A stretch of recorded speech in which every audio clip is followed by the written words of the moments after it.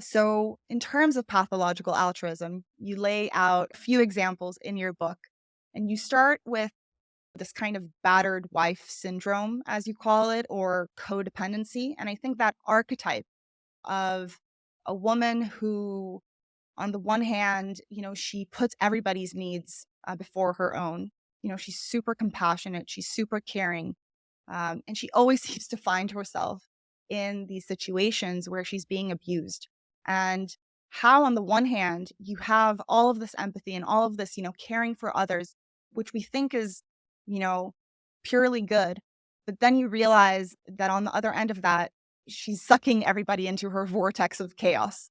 And you really give a very interesting story of how that dynamic occurs. So, what is battered wife syndrome in terms of the terminology, and what have you found in terms of the inner workings, the inner psychological workings in these dynamics? So let's look at battered women and what they're, um, I mean, a lot of times, at least well, in many societies, women are in particular, they're not the only ones, but they're in particular kind of taught to be empathetic, caring, and that they need to be sort of understanding of the other person's position and try and give a little bit in the give and take relationship.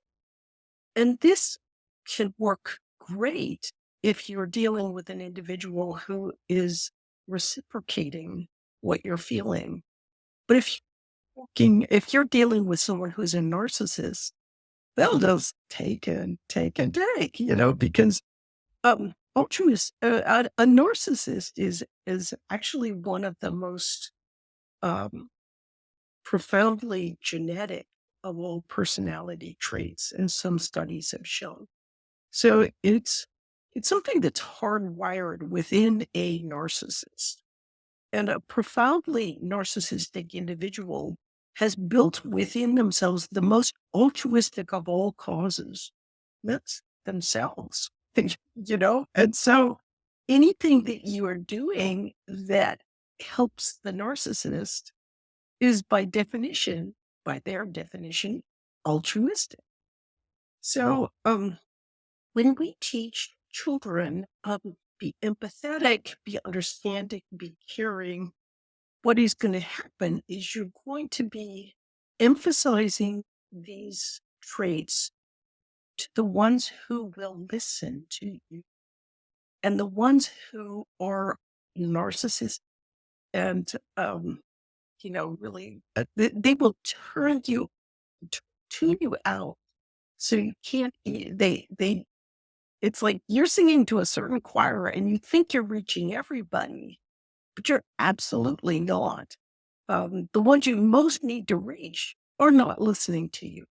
Instead, what you're doing is reinforcing over and over again to the ones who are really highly empathetic that they really need to be even more empathetic, that's super important. And what this does is it gives a to individuals who are more narcissistic that they can twist the knife. So, for example, it's important for teenagers to be able to think independently of the group, but it's really hard to think independently of the group if you've always been told it's important to empathize with others, because it hurts even more when the group says, well, or like the leader of the group says, you're not doing what I'm saying to do. And so I'm going to ostracize you. And it really hurts a lot. So empathy, teaching about the value of empathy, although good in some situations, also can lead teenagers to overemphasizing the value of the group's opinions, to de-emphasize the importance of independent thinking. And in some sense, I think it's as David Sloan Wilson, the great evolutionary biologists that said teaching only about the value of empathy is almost like declawing the cat. Uh, it works fine if you're in the house, but once the cat gets out in the real world with all its real world challenges, people who will use and abuse you, if you're not aware that empathy can be problematic, you're in trouble. But then when it comes to women who have been raised to always think that, they need to acquiescent to be helpful for others and so forth, they can just, um, if they're overly empathetic to, or quite empathetic to begin with, if they're raised in an environment that consistently reinforces that and they are listening carefully, they're the ones that already hear the message and hear it even more deeply. It can become increasingly problematic for them as they mature, as they marry someone perhaps who's abusive, and that person will, the woman might go, "Oh, it's always me. It's me. It's something I'm doing." But I don't want to just say it's women because men can also have this same challenge. They can marry a woman who is abusive and then they uh, believe the abuser when the abuser is saying, "Oh, it's you problem," and they're kind of gaslighting and so forth. And they play all the tricks that Right.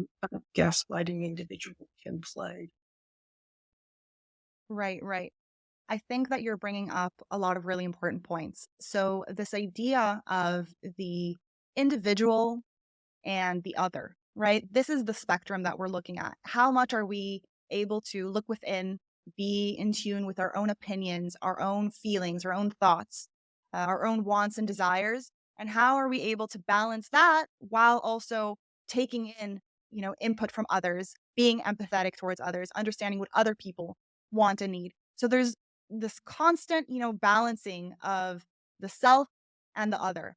And genetically, people who are born with a propensity towards empathy, towards agreeableness, they are very aware of social cues. They're very aware of emotional cues. And telling them over and over that they need to care for others, they need to be empathetic, they need to be agreeable and, not to rock the boat. I think, you're touching on something really important because it's these same naturally agreeable people that take that message and really let it cement, while others who are less agreeable, that message doesn't really register. But within a culture that says that empathy is the best thing, people who are naturally very high in empathy are not going to ever develop the assertiveness that they need in terms of negotiating with others over, things like a salary, but also over, what we're ordering for dinner tonight. People who are raised in a way that only promotes empathy and agreeableness have a really hard time, you know, tuning into what they need and to put those boundaries up between them and others.